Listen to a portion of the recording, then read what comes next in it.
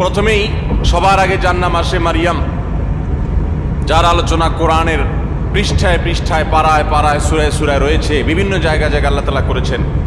সেই মারিয়াম তিনি হলেন গোটা পৃথিবীর কিয়ামত পর্যন্ত আগত আমাদের সকল মা বোনদের জন্য সবচেয়ে উজ্জ্বল উদাহরণ, সবচেয়ে উজ্জ্বল দৃষ্টান্তগুলোর একটি।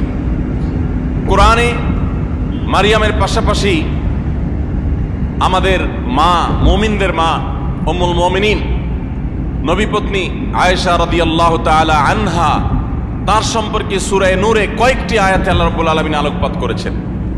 আমরা অনেকে জেনে থাকব আয়েশা রাদিয়াল্লাহু তাআলা আনহার চরিত্রে কালিমা লেপনের অপচেষ্টা এবং ঘৃণ্য কর্ম করেছিল মুনাফিকরা। আল্লাহ রাব্বুল আলামিন তার পুততা, পবিত্রতা, তার সতীত্ব এবং তার ব্যাপারে যে মিথ্যা অপবাদ দেওয়া হয়েছে, সেই মিথ্যা অপবাদ এবং ষড়যন্ত্র সম্পর্কে কোরআনে কারিমে অনেকগুলো আয়াত নাজিল করেছেন।